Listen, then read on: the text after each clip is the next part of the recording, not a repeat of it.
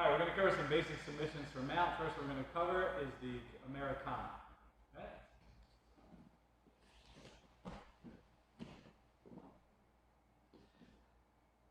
I have the mount on Sebastian. All right, he's defending like he's supposed to.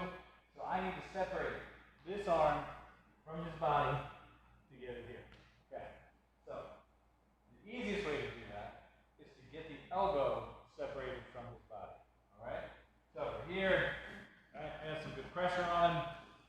I'm going to get my hand down underneath to get the underhook on his elbow, and I'm going to bring my elbow or my arm out in a round way. Right. I don't want to just try and overpower him and pull it out. He's strong.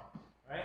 So I go for the weakest angle possible, which is going out to extend it like a clock. Right.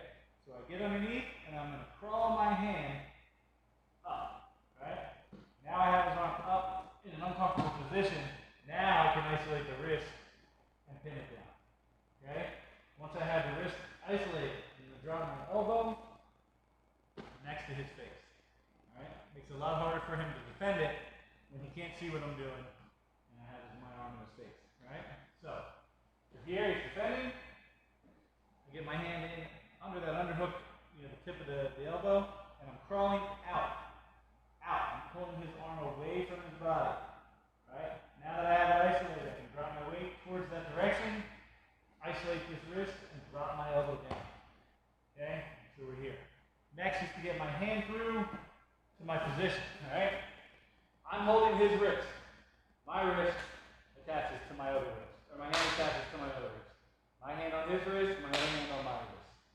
So I'm here, this hand. If I try to go flat, right, and he's pushing his arm in, it's going to be really hard to get underneath. So I want to go with a scoop underneath. Scoop it in. Once I scoop it in, I'm going to rotate my hand to lock my grip on my wrist. Okay? Here and here. Now to make the Americana effective, it's kind of the opposite technique of the Kimura. So in the Kimura, where I want to get his elbow parallel to his shoulder, right, and we're here, and I'm driving it up this way to make it more painful. The Kimura, I want to run the opposite direction, right?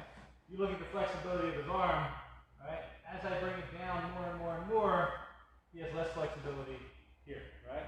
So if my arm is up here, my hand is all the way in the back of my head. As my arm comes down, my hand is more adjacent to my body now instead of behind it. So I lock up this position, okay? I'm going to bring it down so his elbow is much lower than his shoulder, right? And now I'm going to rotate just a little bit. I want to keep his wrist pinned to the mat, and I'm going to be lifting his shoulder for the tap, right? If I'm all the way up here and I'm trying to do it, look at all that movement I have, right? But if I pull it all the way down here, that's all it takes to snap it, okay? So again, we're here. I'm going to get underneath, and I'm going to go outside to round it off. Once I get that trapped, I'm going to come up and peel that wrist down. Right? Lock that wrist to the mat, head to his, or elbow to his head. Here and here. Okay? This one is going to come palm up, scoop underneath his bicep. Once I get underneath, rotate and trap my wrist. From here, I'm going to pull down. Okay? Now, I'm going to pin the wrist to the mat and start lifting to get the tap. Right? We're here, bring it all the way down here, and then look at it from this angle here.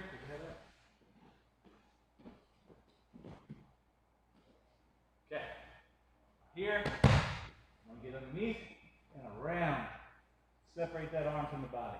Right? Now I can drive my weight a little forward and really drop down on that wrist. I'm going to lock my arm to block his face out. Pinning the wrist on the ground, I'm going to bring this one in, scoop to come in. Turn to lock my own wrist. From here, I'm going to move it all back and drag this down to his body, right?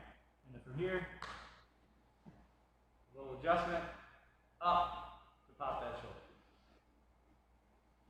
That's how we do it around here, people.